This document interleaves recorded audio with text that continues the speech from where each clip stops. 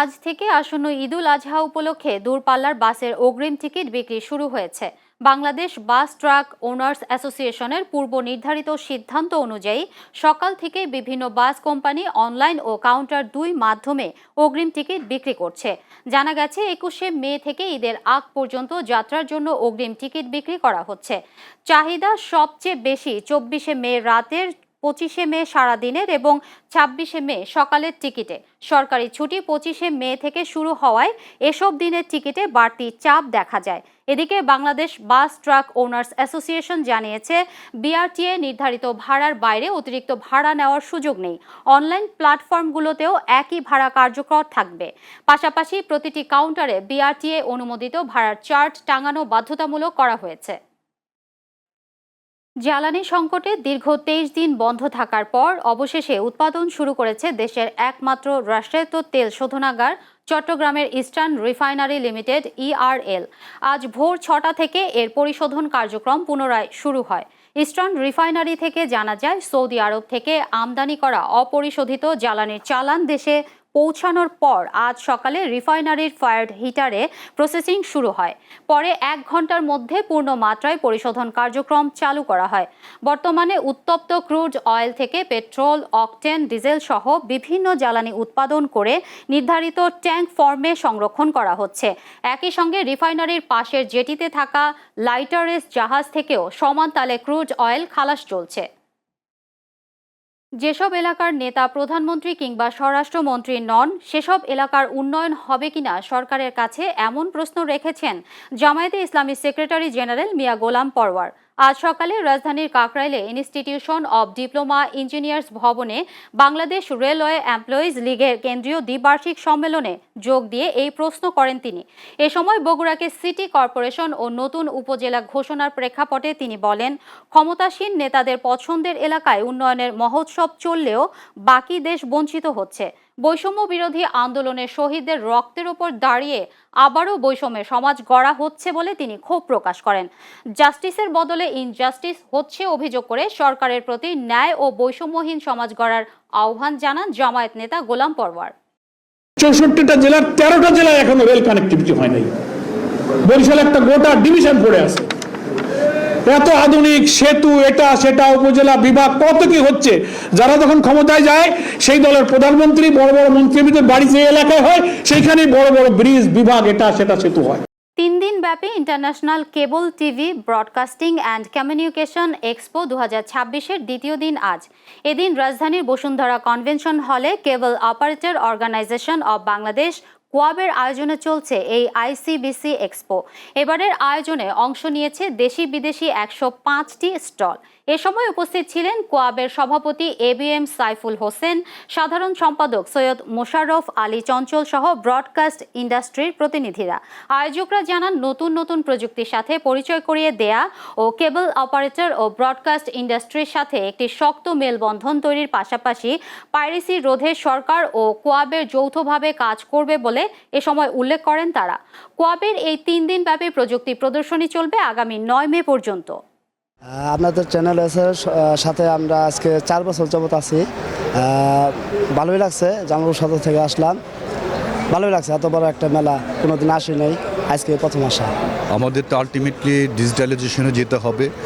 ও এই ব্যাপারে উনি আমাদেরকে আশ্বস্ত করেছেন খুব শীঘ্রই একটি নীতিমালা হতে যাচ্ছে, এবং নীতিমালার মাধ্যমে আমাদের যে সমস্যাগুলো আছে, বিশেষ করে আমাদের এই যে কন্টেন্ট পাইরেসি, আমাদের চ্যানেলগুলো পাইরেটেড হয়ে সারা পৃথিবীতে ছড়িয়ে যাচ্ছে, এর একটি সুষ্ঠু সমাধান আশা করি এই নীতিমালার মধ্যে আমরা পাবো। টেকনোলজির পাশের সাথে সাথে যেন আমরাও আমাদের এই সেক্টরটিকে ডাইভার্ট করে আমাদের নিত্য নতুন টেকনোলজি অ্যাডাপশনের মাধ্যমে আমরা সামনের দিকে এগিয়ে যেতে পারি, সেই লক্ষ্যকে সামনে নিয়েই মূলত সারা বিশ্বের যারা নামকরা যে সমস্ত ম্যানুফ্যাকচারার কোম্পানি আছেন, যারা প্রযুক্তি প্রতিষ্ঠান আছেন, সেই প্রতিষ্ঠানগুলোকে আমরা আমন্ত্রণ জানিয়েছি, এবং অনেকগুলো দেশি বিদেশি প্রতিষ্ঠান যারা আমদানিকারক আছেন তারা অংশগ্রহণ করেছেন। তাদের সকলকে নিয়ে এবং একই সাথে আমাদের ব্রডকাস্টিং সেক্টরে যে টেলিভিশন চ্যানেলগুলো আছে, যাদের সাথে আমাদের কেবল অপারেটরদেরকে একটি ব্রিজ তৈরি করা। পুলিশের বিশৃঙ্খলা অনেকাংশে গুছিয়ে আনতে সক্ষম হয়েছে সরকার, এমন মন্তব্য করেছেন আইজিপি মোহাম্মদ আলী হোসেন ফকির। আইন শৃঙ্খলা উন্নয়নে সরকার সব ধরনের সহযোগিতা করছে বলেও মন্তব্য পুলিশ প্রধানের। আজ রাজধানীর খিলক্ষেত থানায় বড়ুয়া এলাকায় পুলিশ ফাঁড়ি উদ্বোধন শেষে তিনি এসব কথা বলেন। আইজিপি বলেন, 300 ফিট এলাকায় অস্ত্রের বিস্তার, চুরি ও ছিনতাই প্রতিরোধ করতে চালু করা হয়েছে খিলক্ষেত পুলিশ ফাঁড়ি। বিগত সময়ে রাজনৈতিক অস্থিরতার কারণে পুলিশ ঠিকভাবে কাজ করতে পারেনি বলেও অভিযোগ করেন পুলিশ প্রধান।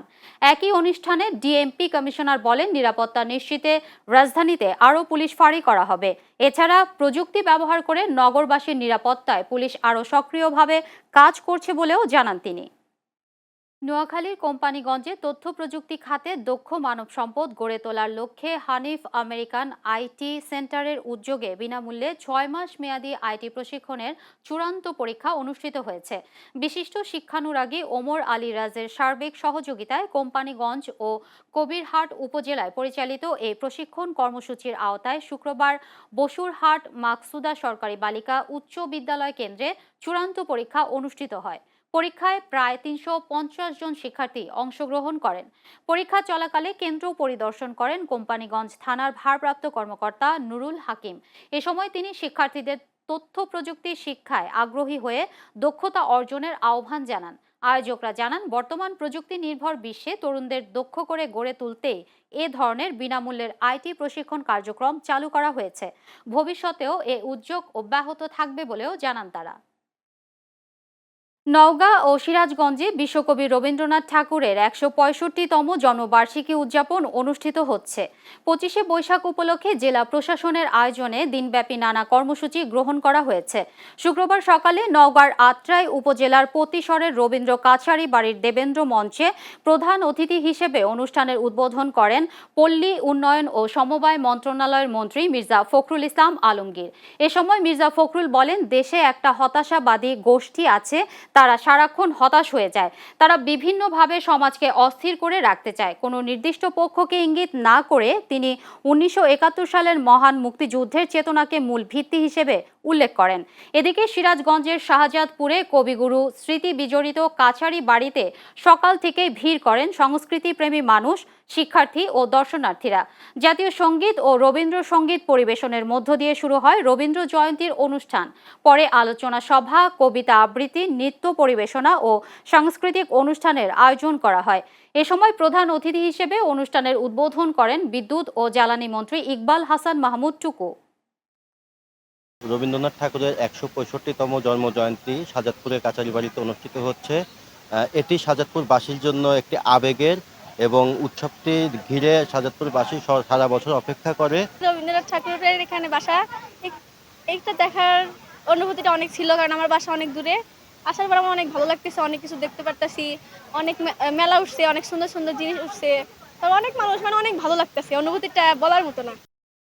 যে একটা হতাশাবাদী গোষ্ঠী আছে, তারা সারাক্ষণ হতাশ হয়ে যায় এবং তারা বিভিন্নভাবে এই সমাজকে আবার আপনার অস্থির করে রাখতে চায়। আমি কোনো নির্দিষ্ট দল ও ব্যক্তির কথা বলতে চাই না, শুধু বলতে চাই যে আমাদের যে মূল জায়গাটা 1971 সালের স্বাধীনতা যুদ্ধ, আমাদের যে সক্রিয়তা, আমাদের যে স্বাতন্ত্র্য, আমাদের যে পরিচয় যে আমরা বাংলাদেশী, এই কথাটা আমাদের সবার আগে মনে রাখতে হবে। আমরা এমনি স্বাধীনতা পাইনি, যুদ্ধ করে। রবীন্দ্রনাথ বাংলার সাহিত্যের গুরু, এবং আমরা বাংলার সাহিত্যে কিন্তু স্মরণ করি, রবীন্দ্রনাথকে স্মরণ করি। সেই জন্য আমরা এখানে ওনার কুটিবাড়িতে এখানে অনেক কবিতা লিখেছেন, সেই স্মৃতি জড়িত এই কুটিবাড়িতে আমরা পালন করছি, যাতে তার কবিতা, তার গান বাঙালির মনে আছে, সেটাকে স্মরণ করিয়ে দেওয়ার জন্য। টেকসই কৃষি গড়তে মাটিকে সহনীয় পর্যায়ে নিয়ে রাসায়নিক নির্ভরতা কমিয়ে টেকসই ও পরিবেশ বান্ধব কৃষি ব্যবস্থা গড়ে তোলার লক্ষ্যে নতুন উদ্ভাবনী পিজি ট্রাইকোডার্মা নিয়ে কৃষি বিশ্ববিদ্যালয়ের বিশেষ কর্মশালা অনুষ্ঠিত হয়েছে। শুক্রবার সকালে টাঙ্গাইলের মধুপুরে মহিষমারা কলেজে বাংলাদেশ কৃষি বিশ্ববিদ্যালয়ের রিসার্চ অ্যান্ড ইনোভেশন সেন্টার কৃষকদের মাঝে এ অবহিতকরণ কর্মশালার আয়োজন করা হয়। কর্মশালায় প্রধান অতিথি হিসেবে উপস্থিত থেকে আলোচনা করেন কৃষি বিশ্ববিদ্যালয়ের সহ প্রধান গবেষক professor doctor K M Mohiuddin, কৃষি বিশ্ববিদ্যালয়ের chief coordinator professor doctor Mohammad Abdul আওয়ালের সভাপতিত্বে বিশেষ অতিথি হিসেবে ছিলেন মহিষমারা কলেজের প্রতিষ্ঠাতা মোহাম্মদ সানোয়ার হোসেন সহ অন্যান্যরা। এ সময় বক্তারা বলেন, পিজি ট্রাইকোডার্মা কৃষিক্ষেত্রে মাটির স্বাস্থ্য উন্নয়ন, রোগ দমন এবং ফলন বৃদ্ধিতে গুরুত্বপূর্ণ ভূমিকা রাখে। বিএনপি দলের স্বার্থে খাল খনন কর্মসূচি গ্রহণ করেনি। জাতীয় স্বার্থে বর্তমান সরকার খাল খনন কর্মসূচির উদ্যোগ গ্রহণ করেছে বলে মন্তব্য করেছেন বিএনপির চেয়ারম্যানের উপদেষ্টা মাহবুব উদ্দিন খোকন। শুক্রবার দুপুরে নোয়াখালীর সোনাইমুড়ি উপজেলায় অতি দরিদ্র কর্মসংস্থান কর্মসূচি ইজিপিপি এর আওতায় শিমুলিয়া ও গজারিয়া খাল খনন পুনঃখনন উদ্বোধন এবং উপকারভোগীদের মাঝে উপকরণ বিতরণকালে প্রধান অতিথির বক্তব্যে তিনি এসব কথা বলেন। এ সময় উপস্থিত ছিলেন সোনাইমুড়ি উপজেলা বিএনপির আহ্বায়ক দিদার হোসেন, সদস্য সচিব কুতুবুদ্দিন সানি সহ অন্যান্যরা। কুষ্টিয়া দৌলতপুর সীমান্তে বিজিবির বিশেষ অভিযানে ভারতীয় মদসহ বিপুল পরিমাণ মাদকদ্রব্য উদ্ধার করা হয়েছে। শুক্রবার দুপুরে প্রেস বিজ্ঞপ্তির মাধ্যমে এ তথ্য জানায় বিজিবি। জানা যায়, সুনির্দিষ্ট গোয়েন্দা তথ্যের ভিত্তিতে বৃহস্পতিবার দৌলতপুর উপজেলা চিলমারি বিওপির দায়িত্বপূর্ণ এলাকায় একটি চৌকস টহল দল অভিযান পরিচালনা করে। অভিযানে মালিকবিহীন অবস্থায় ভারতীয় 21 বোতল মদ, 1000 পিস ডেক্সামেথাসোন ট্যাবলেট এবং 1030 পিস সিপ্রোহেপটাডিন ট্যাবলেট উদ্ধার করা হয়। বিজিবি আরও জানায়, কুষ্টিয়ার সীমান্ত এলাকায় মাদক ও চোরাচালান প্রতিরোধে জিরো টলারেন্স নীতি কঠোরভাবে অনুসরণ করে আসছে এবং ভবিষ্যতেও সীমান্ত এলাকায় এ ধরনের অভিযান অব্যাহত থাকবে। সাধারণ মানুষ যেন হয়রানিমুক্ত পরিবেশে সরকারি সেবা পায় তা নিশ্চিত করতে হবে বলে জানিয়েছেন মাদারীপুর 2 আসনের সংসদ সদস্য জাহানদার আলী মিয়া। বৃহস্পতিবার দিনব্যাপী মাদারীপুর সদর ও রাজৈর উপজেলা পরিষদ পরিদর্শনকালে বিভিন্ন দপ্তরে গিয়ে কর্মরত কর্মকর্তা ও কর্মচারীদের সবার উদ্দেশ্যে তিনি এসব কথা বলেন। পরিদর্শনকালে সংসদ সদস্যদের সাথে উপস্থিত ছিলেন মাদারীপুর সদর উপজেলা নির্বাহী কর্মকর্তা ওয়াদিয়া শাবাব, রাজৈর উপজেলা নির্বাহী কর্মকর্তা মোহাম্মদ মাহফুজুল হক সহ অন্যান্যরা। পরে শুক্রবার সকালে সাংবাদিকদের এক প্রশ্নের জবাবে জাহানদার আলী মিয়া বলেন, মাদারীপুর সদর ও রাজৈর উপজেলা পরিষদের বিভিন্ন দপ্তরে গিয়ে তাদের অনিয়ম দুর্নীতি ধরার চেষ্টা করা হয়েছে, কিন্তু ধরতে পারেননি। তবে এ ধরনের অভিযান ভবিষ্যতেও অব্যাহত থাকবে। যুক্তরাষ্ট্রের সঙ্গে বাণিজ্য চুক্তিতে দেশের স্বার্থ বিরোধী কোনো ধারা থাকলে তা পরিবর্তনের সুযোগ চুক্তির মধ্যেই রয়েছে বলে জানিয়েছেন বাণিজ্য মন্ত্রী খন্দকার আব্দুল মুক্তাদির। শুক্রবার দুপুরে সিলেট আন্তর্জাতিক বিমানবন্দর সংলগ্ন 22 টিলা ন্যাচারাল পার্কের উন্নয়ন কাজ পরিদর্শন শেষে সাংবাদিকদের এসব কথা বলেন তিনি। বাণিজ্য মন্ত্রী বলেন, জ্বালানির মূল্য বৃদ্ধির প্রভাব দেখিয়ে নিত্য প্রয়োজনীয় পণ্যের দাম অযৌক্তিকভাবে বাড়ানো গ্রহণযোগ্য নয়। পণ্যের পরিবহন ব্যয় কমাতে দেশের বন্দরগুলোর সক্ষমতা বাড়ানো জরুরি। তা না হলে আমদানি রপ্তানি ব্যয় কমানো সম্ভব হবে না বলে জানিয়েছেন বাণিজ্য মন্ত্রী। এ সময় তিনি দাবি করেন, বর্তমানে যে সার্বিক মূল্যস্ফীতি বেড়েছে তা সাময়িক এবং দীর্ঘমেয়াদে এর প্রভাব থাকবে না।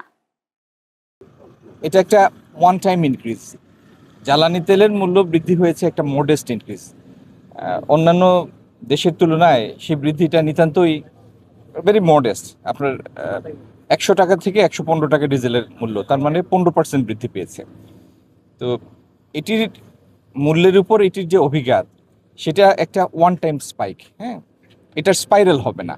ওই মূল্যস্ফীতিটা এটার স্পাইরালও হবে না এবং এই ইনফ্লেশনটা স্টিকিও হবে না। জুলাই সনদ বাস্তবায়ন অধ্যাদেশ নিয়ে একটি কেমোপ্লেক্স তৈরি করা হয়েছে, যা ফ্রড অফ কনস্টিটিউশন। এটিকে বৈধতা দেওয়ার জন্য যে গণভোট অধ্যাদেশ আনা হয়েছে সেটিও অবৈধ বলে মন্তব্য করেছেন আইন, বিচার ও সংসদ বিষয়ক মন্ত্রণালয়ের মন্ত্রী মোহাম্মদ আসাদুজ্জামান। সকালে খুলনা জেলা আইনজীবী সমিতির আয়োজনে 174 জন নবীন আইনজীবীর নবীন বরণ ও সংবর্ধনা অনুষ্ঠানে প্রধান অতিথির বক্তব্যে তিনি এসব কথা বলেন। সংবর্ধনা অনুষ্ঠানে মোল্লা মোহাম্মদ মাসুম রশিদের সভাপতিত্বে বিশেষ অতিথি হিসেবে উপস্থিত ছিলেন খুলনা সিটি কর্পোরেশনের প্রশাসক নজরুল ইসলাম মঞ্জু, খুলনা 2 আসনের এমপি অ্যাডভোকেট জাহাঙ্গীর হোসেন হেলাল, খুলনা জেলা প্রশাসক হুরে জান্নাত সহ অন্যান্যরা। নোয়াখালীর সেনবাগ উপজেলার সেপারহাট বাজারে মাদক বিরোধী যৌথ অভিযান চালিয়ে 2 জন মাদক কারবারিকে আটক করেছে মাদকদ্রব্য নিয়ন্ত্রণ অধিদপ্তর ও র্যাব। এ সময় তাদের কাছ থেকে 3900 পিস ইয়াবার পাউডার ও 2টি মোবাইল জব্দ করা হয়েছে। শুক্রবার সকালে বিষয়টি নিশ্চিত করেন মাদকদ্রব্য নিয়ন্ত্রণ অধিদপ্তর নোয়াখালীর উপপরিচালক সুব্রত সরকার শুভ। বৃহস্পতিবার রাতে গোপন সংবাদের ভিত্তিতে ফেনী নোয়াখালী মহাসড়কের সংলগ্ন ফুটপাতের ওপর থেকে তাদের আটক করা হয়। আটককৃতরা হলেন বান্দরবান জেলার ফাশিয়াখালী ইউনিয়নের ইয়াংচা গ্রামের শাহ আলমের ছেলে আব্দুল হামিদ ও আব্দুল হামিদের স্ত্রী বেবি আক্তার। মাদকদ্রব্য নিয়ন্ত্রণ অধিদপ্তরের উপপরিচালক জানান, আসামিদের বিরুদ্ধে মামলা দায়ের করা হয়েছে। পাবনায় বিশ্ব থ্যালাসেমিয়া দিবস 2026 উপলক্ষে বিশেষ সেমিনার অনুষ্ঠিত হয়েছে। শুক্রবার সকালে Pabna blood bank and transfusion সেন্টারে আয়োজিত এ সেমিনারে প্রধান অতিথি হিসেবে উপস্থিত ছিলেন পাবনা 5 আসনের সংসদ সদস্য অ্যাডভোকেট শামসুর রহমান শিমুল বিশ্বাস। অনুষ্ঠানে রেজাউল করিমের সভাপতিত্বে বিশেষ অতিথি হিসেবে উপস্থিত ছিলেন পাবনা জেলা বিএনপির যুগ্ম আহ্বায়ক advocate Abdul Al Mamun, civil surgeon ডাক্তার মোহাম্মদ আব্দুল কালাম আজাদ সহ অন্যান্যরা। বক্তারা বলেন, থ্যালাসেমিয়া একটি বংশগত রোগ হলেও সচেতনতা বৃদ্ধি ও সময়মতো পরীক্ষা নিরীক্ষার মাধ্যমে এ রোগ প্রতিরোধ করা সম্ভব।